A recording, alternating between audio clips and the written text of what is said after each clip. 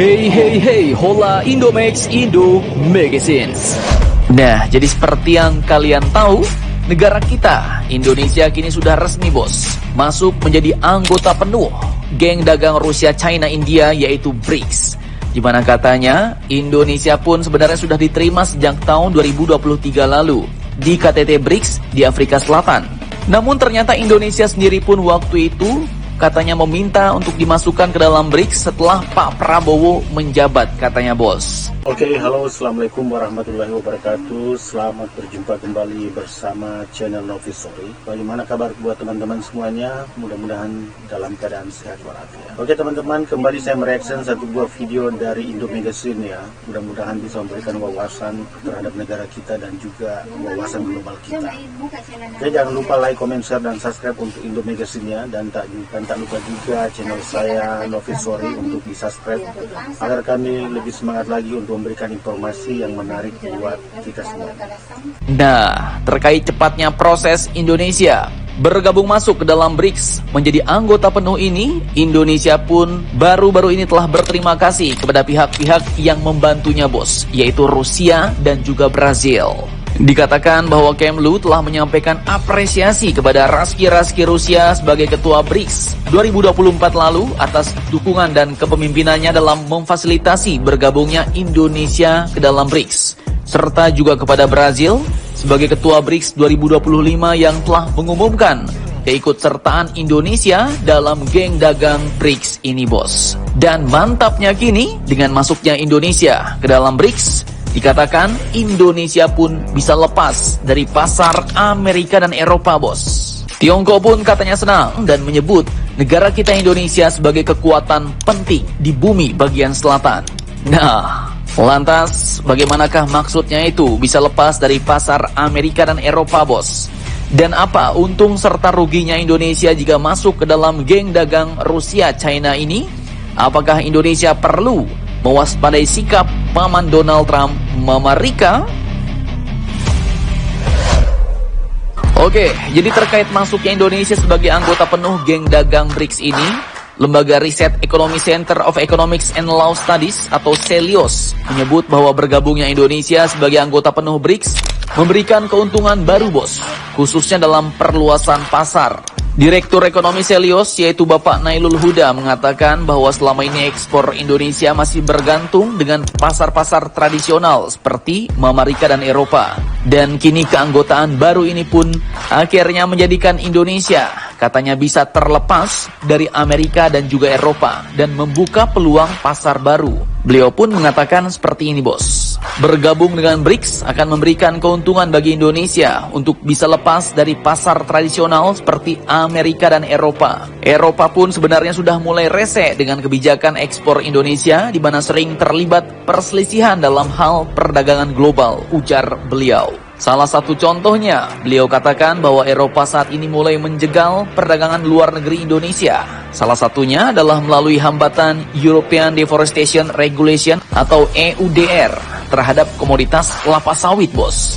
Namun Presiden Prabowo Subianto kemudian menunjukkan keberpihakannya terhadap petani sawit Indonesia dan mempertimbangkan untuk mencari pasar lain di luar wilayah Eropa. Oke, sedikit saya tambahkan teman-teman ya, bahwa BRICS ini adalah menandingi blok Amerika Serikat ya, bersama Uni Eropa ya, dalam bidang perdagangan dan juga BRICS juga ini memberikan posisi yang strategis untuk Indonesia yang menjadi anggota penuh. Jadi mereka sejajar dengan Brasil, dengan Rusia, China sebagai penggagas membuat BRICS ini. Sedangkan Malaysia sendiri ini mengajukan juga menjadi anggota BRICS tapi hanya sebagai member partner bersama Thailand dan Vietnam. Nah, itu salah satu contohnya bos. Jadi harapannya dengan join bersama BRICS, perdagangan Indonesia yang tadinya dijegal oleh Amerika dan Eropa, seperti yang paling parah adalah komoditas kelapa sawit, kini harapannya dapat dicarikan pasar alternatifnya bos. Kalau penjegalan itu semakin parah di masa depan, sehingga bisa dialihkan kerjasamanya menuju ke arah yang baru bersama kawan-kawan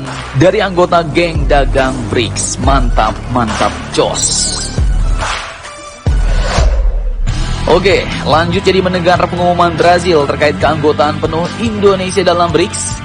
Salah satu negara dedengkotnya BRICS yaitu China pun langsung menyambut baik joinnya Indonesia menjadi anggota penuh BRICS ini bos. Dalam beberapa sumber berita, juru bicara Kementerian Luar Negeri China yaitu Guo Jiakun pun mengatakan bahwa Indonesia sebagai negara berkembang utama dan kekuatan penting di belahan bumi selatan sangat menghargai semangat BRICS dan telah mengambil bagian aktif dalam kerjasama BRICS Plus.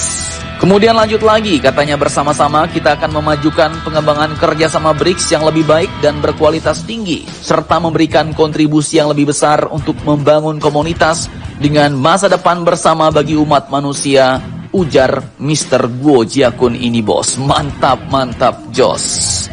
Dan beberapa alasan mengapa China sepertinya sangat senang dengan masuknya Indonesia ini pun disebut.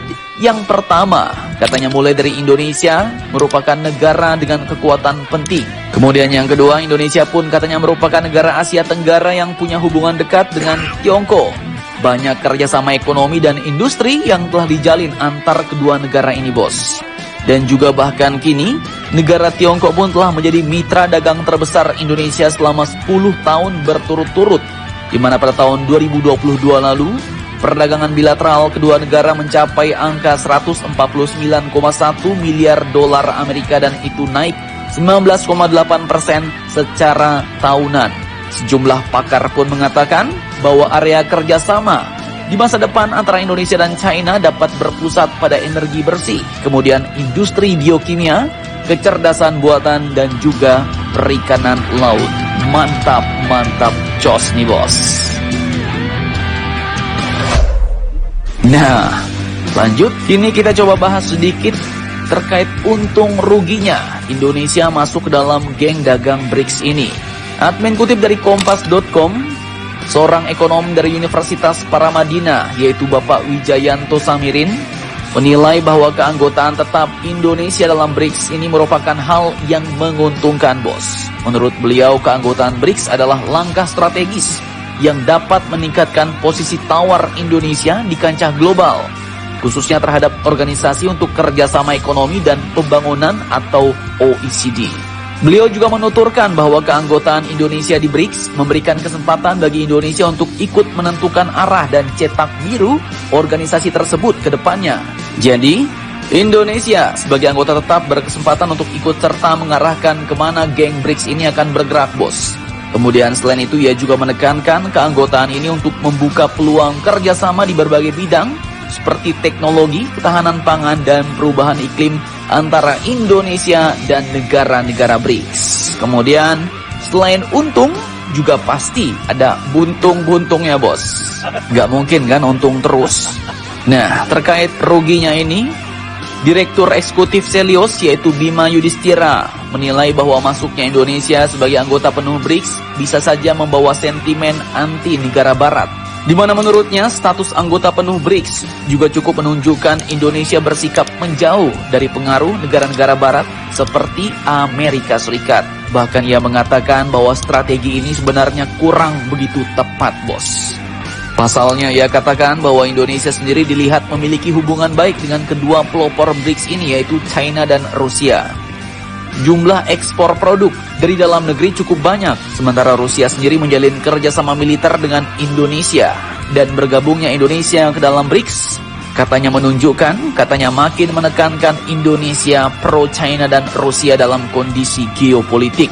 Bahkan bergabungnya Indonesia ke BRICS bisa membuat Amerika mungkin akan menganggap Indonesia bukan destinasi investasi utama. Dan amsyongnya, ia katakan Indonesia juga bisa dikeluarkan dari Generalist System of Preference atau GSP, program yang memberikan tarif rendah ke negara berkembang untuk ekspor produk-produk tertentu ke negara-negara maju. Nah loh, jadi bagaimana menurut kalian tentang hal ini? Apakah sudah tepat keputusan Indonesia untuk masuk ke dalam BRICS? Jangan lupa komentar, tetaplah kalian barbar dan jangan santuy terus. Demi Indonesia tangguh. Indonesia mempunyai posisi yang sangat strategis sekali masuk di BRICS ini ya.